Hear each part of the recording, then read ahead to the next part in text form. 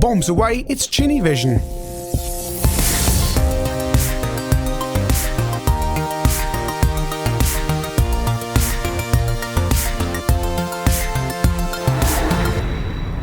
Bombjack is an arcade game from 1984 from Tecmo, but they were called Tekken back then. Ported for home systems by Elite in 1986, the 8-bits anyway, and the 16-bits in 1988. You fly around, collect the bombs, preferably in order, whilst avoiding the bad guys. And home ports for the Spectrum, C64, C16, Amstrad CPC, and the 8-bits and ST and Amiga. Starting off on the Specky. Now, as I mentioned, you're supposed to collect all the bombs in order. There's one that will be sparkling and you have to collect the next one. That is in fact quite difficult, and I won't be doing that. Hardened Bombjack players may be laughing at me, but frankly, I just need to get through as many levels of this as possible rather than doing a score attack type game, of which this is a very good example, by the way.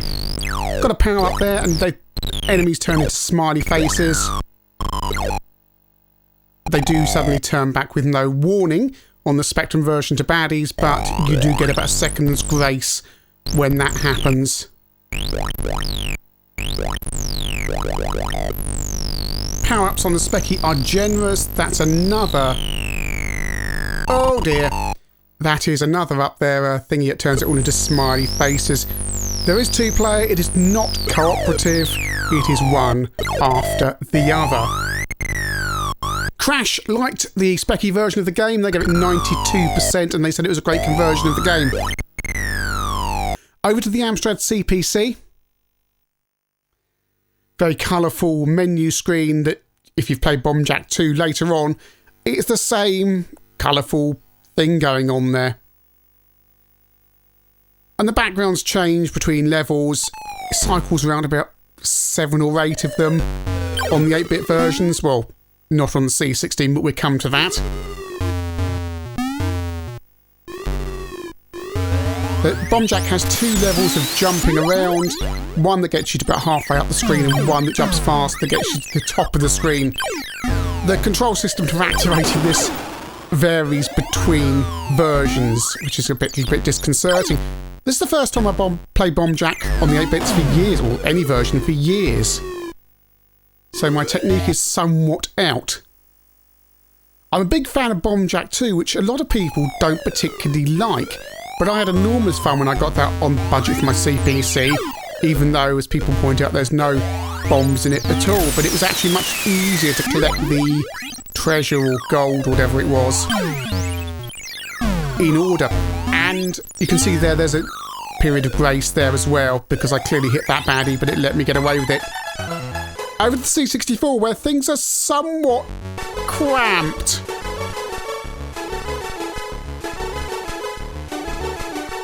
Also, Jean-Michel Jarre might want some royalties for this music.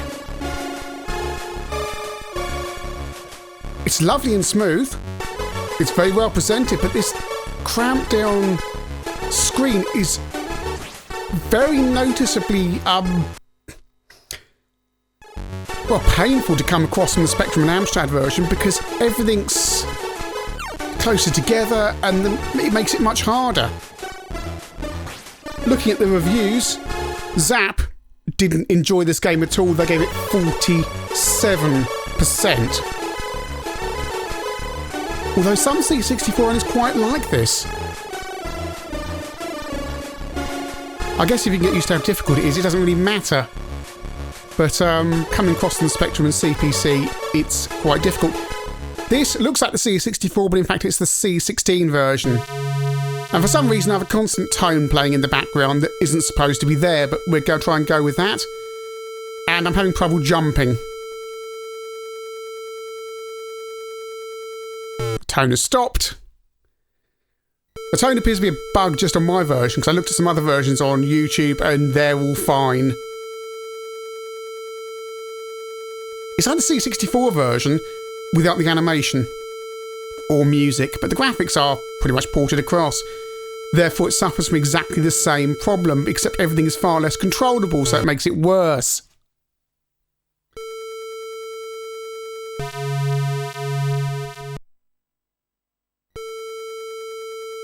and you only get one background. Although if you notice on the side it says side 1. If you change it over to side 2, you get another background.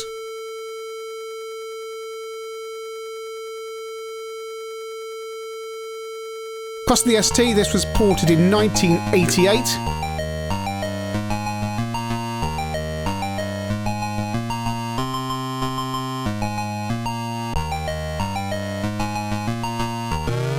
Looks far closer to the arcade. Of course, the arcade uses that vertical screen, which you're never really going to be able to replicate on the home systems unless you turn your monitor on its side, which isn't generally recommended. This is like the CPC version, but higher res. Feels very like the CPC version. And it's a joy to come back to something with more space around you.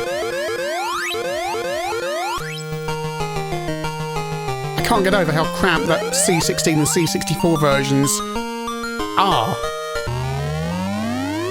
And again, have a look at how the sparkling bombs activate, because it's quite hard to get them all in order. Well, I've watched people online do it, probably laughing at me how bad I am. Amiga version. It's an Elite port from 1988. What are we expecting here? Yep, it's an ST version with a smaller screen. I never understood why people porting to the Amiga couldn't be bothered to fill in the extra space at the bottom. It just makes everything look rubbish, really. And something happens on the ST and Amiga. The bird baddie sometimes gets jammed, as you can see there on the right. Only on that level, but he gets jammed between the platform and the side of the screen. It's quite handy for you.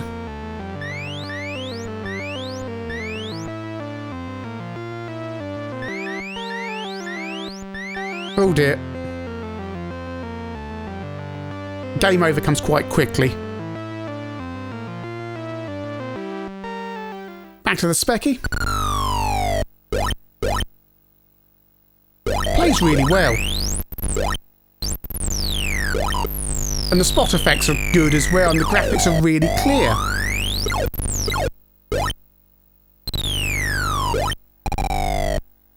Of all these versions, actually, I find this one the most controllable and the easiest to try and get as many of those sparkling bombs in order as possible. Let's try and do it here. So we're going to have to get first one, so that should be all those, yep. Hard to see this one on this level after me complimenting the graphics. All of those. Right, let's try and get... Where's the next one? I can't see what the next one is. Is it in the middle there? I think it is. Let's try and do that. Oh, no. So hard. Try and do it again. Right, can we do this? Can we do this? Can we do this? Just got to get the rest of them. Oh, I didn't get enough. I thought I was going to get some kind of bonus there, but I did not, so I must have done something wrong. Very hard to see the black on the dark blue on that level. Lovely detailed background on this level. Really feels like the arcade on the Specky. Doesn't have the presentation, but it just handles well.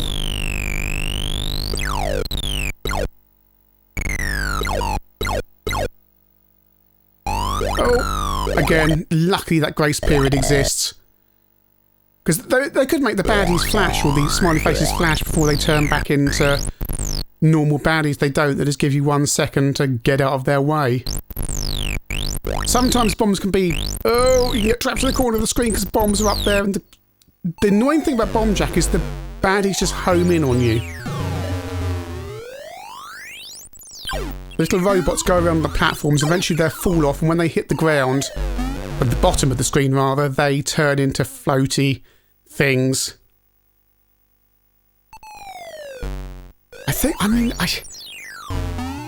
I do prefer Bombjack 2. I'm going to have to say it, I do prefer it. Not on the Amstrad, I do. I think it's a really good game on the Amstrad in its own right, even though there's no bombs in it.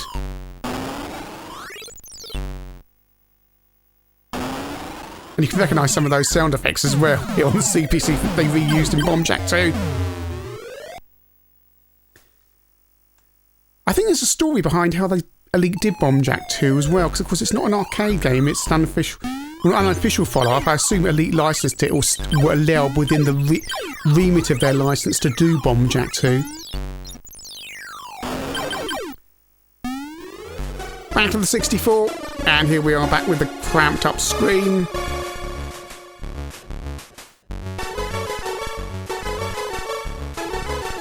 It must be half the screen, half the pixel resolution, half the screen size of the other versions.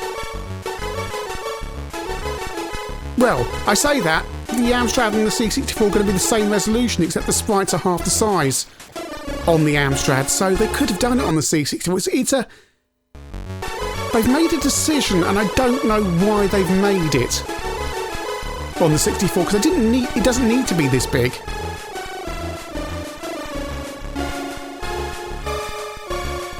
I can't think of a legitimate technical reason. Perhaps there is one.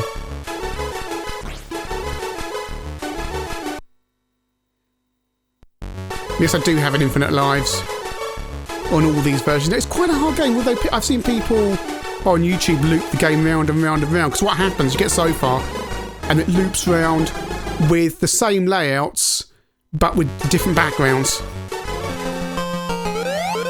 Back onto the ST.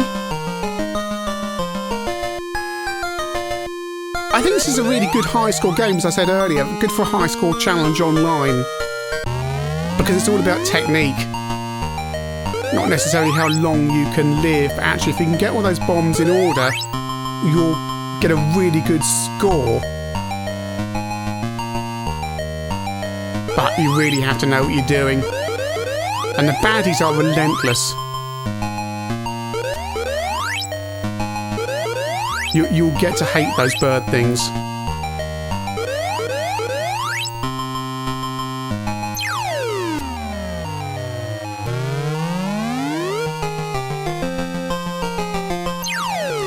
Oh dear, some of those baddies spawn out of nowhere and drop on you, and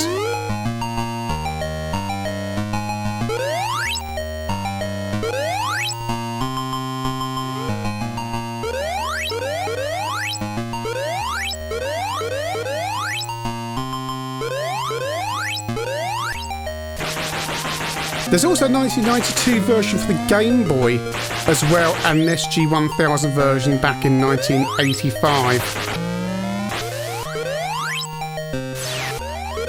The floating B that you see from time to time increases your score multiplier by up to 5, and a floating E gives you an extra life. Back on the Amstrad, it's a shame there's no music. It really is, because it would be so close to the ST version if it was just lower res. And you can see, as I said, that's the same layout as this screen here, but further on in the game. And there you go, just to prove I can do it, I got 23 of the bombs in one go and got a bonus of 50,000. So no complaining, I can do it, after rather a lot of attempts. Bombjack is a polished score attack arcade game ported competently by Elite.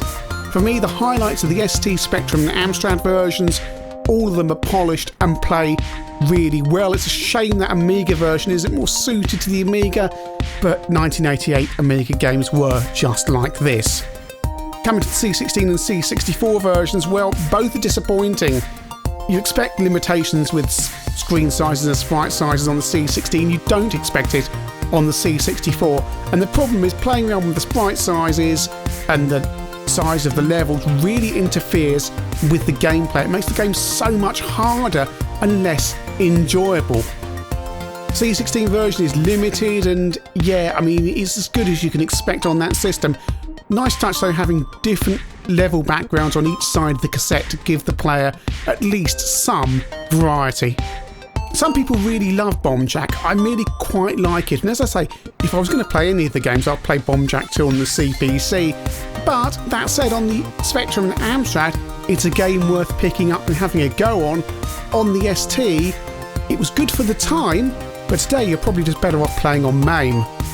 Still, at least Elite didn't stick the Thundercats theme tune on the title screen this time. That's for Bombjack 2.